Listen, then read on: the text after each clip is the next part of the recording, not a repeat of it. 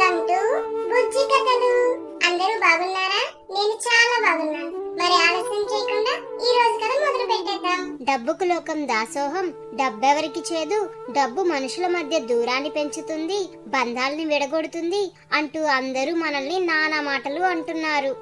అంతేగా, కాసిన చెట్టుకే రాళ్ళ దెబ్బలు అని ఊరికే అన్నారా? నిద్ర లేచిన దగ్గర నుండి వాళ్ళ ప్రతి అవసరం తీరుస్తున్నాం మనం, పైగా మాటలు.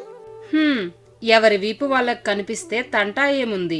మనం కంటికి కనిపించగానే గర్వంతో విర్రవీగిపోవడం, మనం లేని వాళ్ళని చులకనగా చూడటం, ఎంతున్నా ఇంకా ఇంకా కావాలని అత్యాశకు పోవడం, మరీ ఎక్కువగా ఉంటే పొగరు చూపించడం, ఇవన్నీ వాళ్లకున్న అవలక్షణాలని ఎప్పుడు అర్థం చేసుకుంటారో ఈ మనుషులు.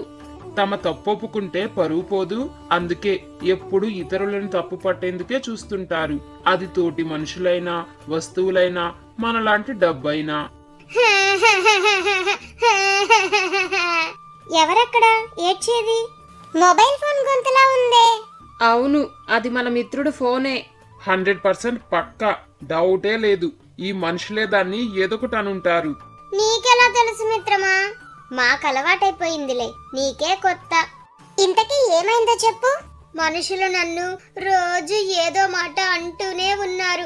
వాళ్ళ పిల్లలు సరిగా చదవడం లేదంట, రాత్రుళ్ళు నిద్రపోవడం లేదంట, చెప్పిన మాట వినడం లేదంట, అన్నిటికీ నేనే కారణమంట. ఇన్ని మాటలంటూ కూడా మళ్ళీ నిద్రలేచిన దగ్గర నుండి నిన్నే వాడుతున్నారు కదా. అవును, బంధువులకు, స్నేహితులకు ఫోన్లు చేసుకుంటూ గంటలు గంటలు మాట్లాడుకుంటున్నారు కదా. అవును. ఇంట్లో వంట చెయ్యాలన్నా, వాటిని 10 మందికి వీడియో కాల్ చేసి చూపించాలన్నా, పిల్లలకి రైమ్స్ నేర్పించాలన్నా, వాళ్ళ చేత హోంవర్క్ చేయించాలన్నా, వాళ్ళకి అన్నం తినిపించాలన్నా, ఆఖరికి వాళ్ళని నిద్రపుచ్చాలన్నా కూడా నిన్నే వాడుతున్నారు కదా. అవును, అన్నీ నిజాలే. బాధపడకు మిత్రమా, ఈ మనుషులకు ఏ వస్తువుని ఉపయోగించడంలో మితమన్నదే తెలీదు. అన్ని అన్లిమిటెడ్ గా వాడేది పాపం వాళ్ళ తప్పే లేనట్టు వాళ్ళందరి అవసరాలు తీరుస్తున్న మనలాంటి వాళ్ళనే అనేది. ఎప్పటికి మారుతారు? ఏం మారుతారో ఏమో, నాకైతే డౌటే. బంగారం ఏడుస్తున్నట్టుంది. పాపం బంగారం, దాన్ని ఎన్ని మాటలనుంటారో. మరే ఈ కథ కనుక మీకు నచ్చినట్లయితే వెంటనే ఈ వీడియోని లైక్ చేయండి.